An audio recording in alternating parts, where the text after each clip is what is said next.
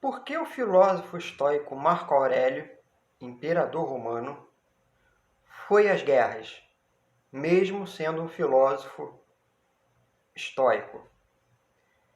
Bom dia, pessoal. Eu sou Breno Lucano, lá do blog de filosofia Portal Veritas.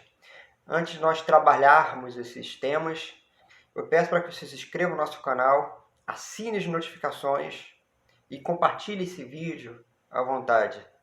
Assim vocês estarão sempre contribuindo para que nós possamos sempre produzir mais material bom de qualidade para vocês. Muito bem. A questão de Marco Aurélio nas guerras é um assunto que merece destaque sobre variados prismas. Primeiro, nós devemos considerar a dificuldade que nós temos de olhar um evento histórico ou analisar um personagem que viveu há 1800 anos atrás. A dificuldade, na verdade, é algo que tangencia a hermenêutica, o estudo aprofundado da história, da arqueologia e, principalmente, o que é mais difícil, tentar entender a mentalidade e o perfil psicológico de alguém que viveu lá atrás, numa sociedade completamente diversa da nossa, numa cultura completamente diversa da nossa, numa perspectiva de mundo muito diferente da nossa. Então, pensar o que fez um homem que viveu há 1800 anos atrás agir dessa ou daquela maneira seria, no mínimo, ingênuo de nossa parte, se nós não levarmos em consideração todas essas questões. Eu tentei fazer um estudo algum tempo atrás, alguns anos atrás, a respeito de Marco Aurélio, que realmente é o estoico, é o filósofo estoico. Foi o primeiro filósofo que eu comecei a estudar de verdade, há 20 anos atrás. E, para ser bem sincero, tem coisas que ainda hoje eu não entendo. Porque, na verdade, para entender Marco Aurélio, não basta ler Meditações. Tem vários outros documentos que devem ser levados em consideração para que nós possamos entender Marco Aurélio. Não é tão simples assim. Se nós levarmos em consideração apenas Meditações, nós podemos encontrar alguns indícios de que a guerra para ele realmente era alguma coisa que não era muito o perfil dele. Em alguns momentos ele faz até alusão a isso. Ele tem uma passagem, por exemplo, que ele fala dos sármatas. Eu não me lembro agora exatamente qual é o livro, qual é a passagem, mas ele cita os sármatas. Eu acho que ele cita até 2 vezes, se eu não me engano. Mas, por outro lado, mesmo citando os sármatas, que era uma das tribos da Confederação Germânica que invadiu as fronteiras do Império Romano, mesmo assim, parece que ele foi obrigado a ir à guerra. Talvez não por vontade própria, mas ele foi obrigado. Alguns arqueólogos dirão que o real motivo que levou Marco Aurélio à guerra foram as sucessivas negligências ocorridas durante o governo Antonino, o pai dele. Talvez, continuando com essa argumentação desses arqueólogos, fosse necessário incursões militares nas fronteiras para repelir os bárbaros, ou aquilo que os romanos chamavam de bárbaros, das fronteiras, levá-los mais adiante das fronteiras. Antonino, pacifista que era, não fez isso. Isso fez com que as fortificações bárbaras nas fronteiras do Danúbio se fortificassem, de modo que, quando ele morreu, e Marco Aurélio e posteriormente Lúcio Vero assumiram, inicialmente os partos invadissem e posteriormente, a partir do ano de 169, os germanos. Essa é uma visão que alguns arqueólogos têm a respeito desse evento histórico. Por outro lado, se nós abandonarmos meditações e abandonarmos essas pesquisas arqueológicas e históricas, nós podemos levar em consideração também fragmentos e documentos históricos da época. Documentos que ainda existem, como História Augusta. História Augusta é um compêndio de biografias dos imperadores romanos que vai começar de Adriano em diante. Então, ele vai pegar Adriano, começa com Adriano, Antonino, Marco Aurélio, Lúcio Vero, Cômodo, Pertinax, todos esses vai ter uma biografia deles lá. Avídio Cássio também, ele tá dentro também, porque Avídio também, embora seja um usurpador, ele também assume o título de imperador, né, de príncipe, então ele também está lá dentro. Lá na vida de Avídio Cássio, na verdade, foi um usurpador que assumiu o poder em 175, aproximadamente, em abril de 175, quando acabou a Primeira Guerra Germânica. Avídio foi um dos principais generais de Marco Aurélio.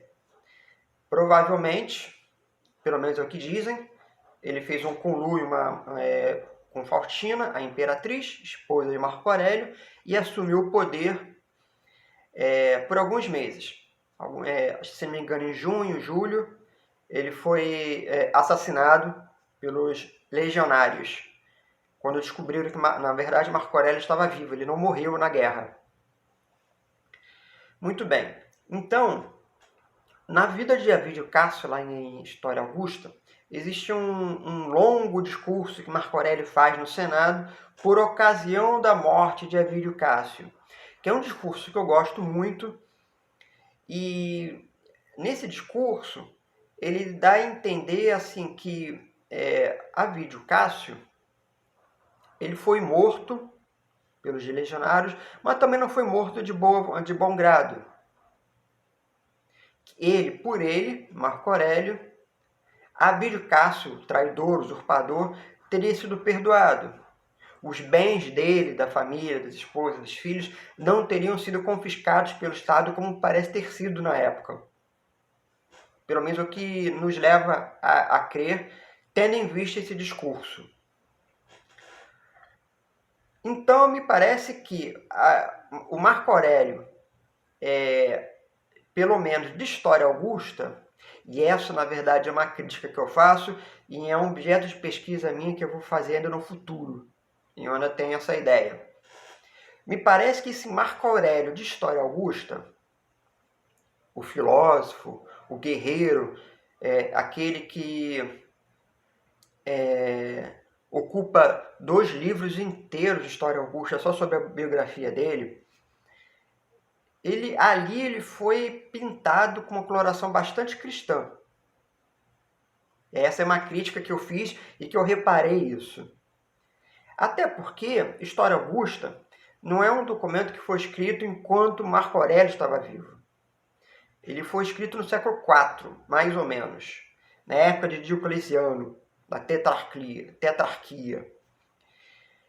É o momento em que os cristãos estavam em ascensão, é o momento em que já tinha passado, muitos senadores já eram cristãos, já tinham passado pelo período de Constantino, Juliano Apóstata. Então, o cristianismo já estava em ascensão. Provavelmente, considerando que História Augusta foi escrito no século IV, sobre os imperadores que viveram lá atrás, no século II, por exemplo, que começou com Adriano, ele vai escrever, então, a história desses imperadores com uma coloração cristã. influências e visões cristãs sobre alguém que o escritor de História Augusta nem conhecia.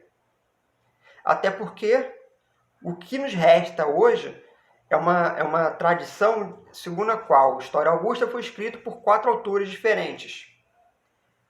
É o que se sabe. Mas é provável também que tenha sido um autor só com 4 nomes. Nós estamos trabalhando, na verdade, apenas com perspectivas, com ideias, com teorias. Nós temos História Augusta. Agora, sobre que circunstâncias ele foi escrito, sobre que objetivos ele foi escrito, o que levou Marco Aurélio aí na guerra, segundo o autor de História Augusta, fica em aberto. Agora, que ele foi à guerra, sim, ele participou de 3 guerras. A primeira guerra contra os partos, logo que ele assumiu o principado. A guerra terminou em 169, quando eclodiu, então, a guerra, morre Lucifero, e eclode a Primeira Guerra Germânica, que termina em 175, que é quando Faustina morre e David de Cássio usurpa o poder. E a Segunda Guerra Germânica, que começa em 177, quando, então, ele eleva Cômodo ao poder, junto com ele, ficam 2 imperadores juntos de novo. E a guerra, ele morre em 180, a guerra continua e Cômodo faz a paz com os germanos, em 180. Cômodo como príncipe único, né? O único príncipe. Então, assim, eu acho que é necessário que nós levemos em consideração várias coisas. As fontes que nós temos atualmente, sobre que prisma que essas fontes foram escritas, sobre com que objetivo essas fontes foram escritas. É necessário que nós levemos em consideração também meditações, que nos traz alguns indícios, mas são apenas alguns indícios, embora nós possamos, por exemplo, fazer um jogo de imaginação e tentar imaginar Marco Aurélio no acampamento de Carnuto, que foi, na verdade, que os arqueólogos vão dizer que foi o real sede do poder de Roma, foi em Carnuto durante o reinado dele. Não foi em Roma, até porque ele ficou mais nas fronteiras do que em Roma. No acampamento, à noite, na fronteira do rio Danúbio, escrevendo meditações, que começaram a ser escritas mais ou menos em 172, mais ou menos na meados da Primeira Guerra Germânica. Então a gente pode começar a imaginar essas coisas. E a gente começa a pensar o que estava acontecendo naquele momento durante a guerra, de tal modo que esses acontecimentos repercutiram naquilo que ele estava escrevendo. No fim do primeiro livro de Meditações, ele fala em Sírmio, por exemplo, na beira do Rio Gran. Depois, ele vai dar outros indícios no decorrer de Meditações. Ele fala dos sármatas. Ele fala dos cristãos. Tem uma passagem que ele fala dos cristãos. Ele faz uma crítica aos cristãos. E nós podemos, então, pensar sobre a origem dos escritos dele, tendo em vista o aspecto psicológico dele, tendo em vista os aspectos políticos, culturais, filosóficos, teológicos da época. Porque tudo isso influencia, na verdade. Então, o que pode ter levado Marco Aurélio à guerra? Nós não podemos levar em consideração um aspecto único. Todos esses aspectos devem ser trabalhados paralelamente para que nós possamos entender esse evento histórico. O que nós sabemos é que o estoicismo, por ele, até certo ponto, ele é pacifista. Por um outro aspecto, não, ele não é pacifista e nunca foi.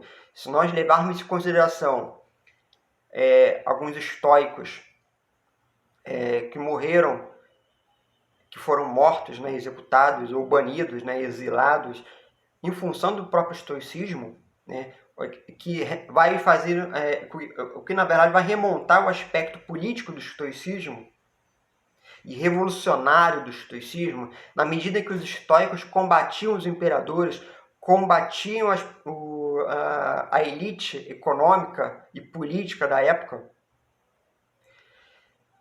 Então nós podemos começar a pensar sobre a repercussão que o estoicismo pode ter provocado e também Marco Aurélio.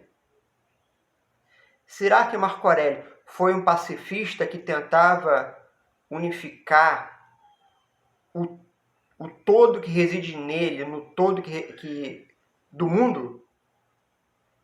O eu com o mundo? Ou será que Marco Aurélio, na verdade, ele pode ter tentado, repelindo os germanos, tentar fazer valer uma perspectiva mais aguerrida dos estoicos? Essas questões vão ficar sempre em aberto para discussão. Agora, para além da filosofia estoica, nós temos realmente esses aspectos históricos e arqueológicos, e mesmo, como falei anteriormente, hermenêuticos. Eu acho que, para que nós possamos entender Marco Aurélio de verdade, devemos levar em consideração todas essas coisas. Eu fico por aqui nessa discussão de hoje, espero que vocês tenham gostado, compartilhe à vontade e deixe nos seus comentários o que vocês acham, qual é o pensamento de vocês, a reflexão de vocês a respeito do que pode ter levado Marco Aurélio à guerra. Encontro com vocês por aí, até a próxima.